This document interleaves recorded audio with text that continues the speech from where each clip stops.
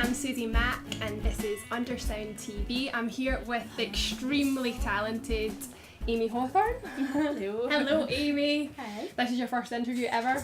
Yeah, pretty much, yep. It'll be fine, don't worry about it. Right, so first of all, let's go back to where it all started for you. Obviously the viewers and the people that are watching might not know much about you, so if you want to tell us, how did you first get into singing? How did that all start? Well, not many people know this story, but when I first started singing, when I first discovered I had a voice anyway, I was in my pal's bedroom and we're all jumping on the bed singing Cleopatra Coming At You. You remember that song? Tune. And, I used to love Cleopatra. And then they said, Amy, sure, go. And I started singing my line, and then they all kind of stopped jumping on the bed and they went, you can sing. And I was about 8 years old at the time, and I went, no, I can't. And they went, you can. So I ran home and I said, Dad, apparently I can sing. And they went, go on then. And I sang, and they went, you can. So it all started from there, really. Joined the choir at school and got involved in all the shows, and then started entering competitions, and it kind of just went from there. That's amazing. Like, I remember Cleopatra. I remember they were in like some kind of TV show in TV. I think they had their own TV show. Anyway, for people who aren't familiar with your sound, how would you describe your sound? Well, jazz is my first love, so a lot of jazzy influences in my music. It's not strictly jazz, but a wee bit more pop in there, some soul. I'm really into soul music, and at times some blues. So it's a kind of mix of jazz, soul and blues, yeah. So what about jazz attracted you to it? Like, what is it about it? I think just the deepness of a song, if that's a word, but it was more about the lyrics and the style of the music. And sometimes pop could be very shallow, you just write a catchy hook and some catchy lyrics and it would sell millions of records. But with jazz it was a lot more thought out, and one song could just make you think about a whole situation in a different way. And I just I don't know, when you go back to the 20s and you get all the speakeasies and everything, and people used to go down and just listen to jazz and spend the night. I was kind of born in the wrong era, I think. But yeah, I love the sexiness of jazz. You're bringing it back. Hopefully. I realise that you actually were a professional jazz singer, and you've just come back from living in Dubai, and you were performing all over the Arab Emirates. Yeah. How did you enjoy that experience? I loved it. I mean, it was just such a unique experience and so different from Scottish culture. So I learned a lot about a different side of the world, and some of the gigs we had there were just absolutely amazing, and some people we got to perform to, just so many different cultures in one room sometimes. Yeah, that would have been amazing, and obviously it's a really cool place to live as well. Yeah, it is. It's like a playground. Everything's man-made and everyone's got so much money. It's bizarre, isn't it? It's like everyone seems to be rich over there. Yeah, definitely. You've also supported the X Factor winner Leon Jackson on his tour in 2010. Like, how did you enjoy that experience? Was that... Yeah, it was brilliant. I mean, me and Leon are really good friends, so we kind of go back to when we were about 16 years old. And are you from the same place as him? He's from Whitburn and I'm from Livingston, but we worked in Gap together. Oh, really? Many moons ago, yeah. That's cool. And he was actually just getting into singing at the time, and because I had been singing for you well, kind of took him under my wing, and then he went on to win the X Factor. Not saying I had anything to do with that, but it was good to kind of see him progress that way. But he asked me to support him at the O2, and it was just probably one of the biggest crowds I've ever performed to. It was electric. It was amazing. really And like the Glasgow crowd, yeah. Not like plugging where I'm from or anything, but the Glasgow crowd are a good crowd really to perform to. Everyone seems to love the Glasgow crowd. They're very enthusiastic. Have you ever thought about entering a competition like the X Factor or The Voice or anything like that? Have you ever went down that route? Most people that know me know my feelings about these kind of shows. I'm not a fan. But I have... Because someone that's been through the experience of it, definitely. And also just, from being part of the public as well, it's not good entertainment, and it's had its day now. I think people need to figure out a new way of getting into music. It's a very superficial way of getting into music, but I have to own to the fact that I did enter a couple of times. I entered the X Factor the same day as Leon entered. Really? And I went for The Voice once.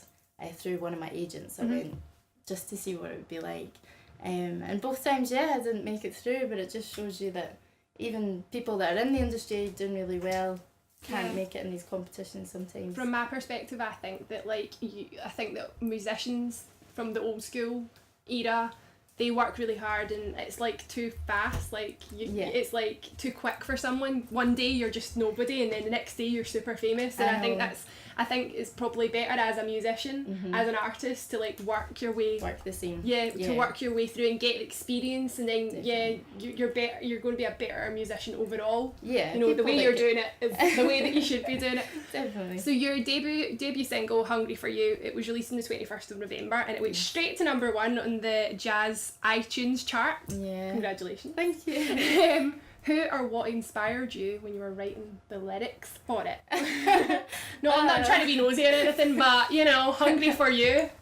It's a popular question, but I wrote the lyrics when I was in Dubai, and it is about someone in particular that was in my life at that moment. Yes, in Dubai. But I won't embarrass them. No, it wasn't actually. Sorry, you don't need to name names or anything like that. No. But it was someone someone in my life at that time. Yeah. Holding me tight all through the night. I am your woman. I slave to your every need. There is an energy in me, so I'm restrained. When you bite, I go wild. Teach me the key. When I let you, you are mine. Touch me, sweet home. When you bite, I go wild. Teach me the key. When I let you, you are mine. And do you always write your own music? Like every song that you've made so far has been your own?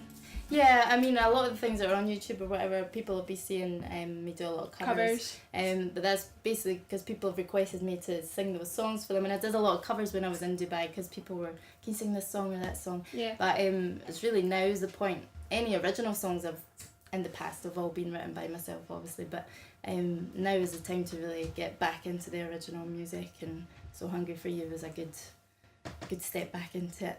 So obviously we know the inspiration for Hungry for You, but what other things have inspired you? Like what kind of things inspire you when you're writing? What is it life experiences that always inspire you? Yeah, I think so. I mean, just situations, you know, and people that come into your life and out of your life.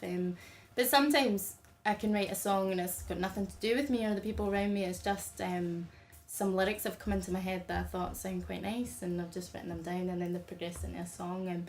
But one of my own songs called Morals, that was actually about my experience with X Factor. So if not heard that, check it out, it's on YouTube. But so mostly about experiences that have happened, definitely.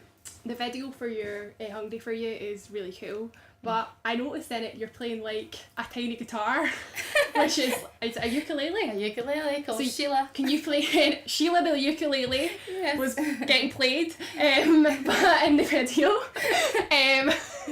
that doesn't sound right, does it? But anyway, Sheila, can you play anything else? Is that the only instrument you can play, or? I can get my way around a piano and a guitar, but I'm no musician by any means. But if I'm writing a song, I put it about on the piano. But I've also heard that you're good at the old cups. Oh, the cup song. That's what I heard. Word on the street. Yeah. You could be in Pitch Perfect, because that's where that all came from, isn't it? Yeah. Yeah, I did that at one of of my shows this year. I did it mostly for the kids. There was a lot of kids in the audience, and I thought I'm going to break up the show a wee bit by doing the cup song. And it was a bit of a challenge learning it, but 2 days, 8 hours each day, I was master of that cup. Actually, I saw them on like daytime TV programme trying to do it, like people that really had never done it before, and it is a skill in itself doing those cups, because like honestly it's hard, it looks hard. Yeah. So going from that, is there anyone you'd love to collaborate with? Like, is there any dream collaborations that you... Well, Norah Jones would probably be top of my list. Mad Hat, obviously. Mad Hat McGore would be a great collaboration. I heard he's a nice guy. He is a nice guy, yes. We're laughing a lot here. But Norah Jones, if I had to pick a female, a famous female, it would be Norah Jones, for sure. Norah Jones. Yeah. Have you ever seen Norah Jones perform? Once, and it was my dream to see her live, and it was a good few years ago, but she hardly ever comes to Scotland, and we managed to get tickets, and it was one of the best nights of my life. I actually cried when she started playing Don't Know Why. It was just her and the piano, and she just sang Don't Know Why. It's and really intimate. it was so surreal at the same time. It was so intimate. There was like, I don't know, 2,000 people in this audience, and she made the whole room go silent, and Oh, that's I just really- couldn't believe I was sitting there witnessing it. It was just so cool. So what's your ultimate dream? Like, Ultimate what do dream. you want to achieve? Through music? Yeah. Probably. I don't know, just probably getting music out to as many people as I can. I mean, a lot of singers nowadays say I want to be famous, and I don't think famous is really the be all and end all of having a music career. Yeah. And a lot of the time it can be a burden to be really famous. But basically to just do music full time and enjoy it. That's the goal. I've got a ultimately. feeling that you're going to do that, just to tell you that. So it's nearly the end of 2013. What can we expect from you in 2014? Well, I'm going to be doing a lot more original singer-songwriter type gigs. I'm going to be doing a few more single releases and the start of an album. So a lot more writing. So obviously, because Hungry For You is out the now and the remixes are out at the moment as well. So there's a drum and bass remix by Toni Smoke, and there is a garage remix by A. Sully, and Mad Hat McGore is actually featuring on that one too. Cool so guy. they're all available via iTunes and Spotify. So once they're all out and doing well, then a lot more gigs and writing next year. It's exciting. I'm excited for you. Thank you so much for letting me talk to you today. Yeah, no I really worries. enjoyed it, and I wish you all the best Thank you very in the much. future.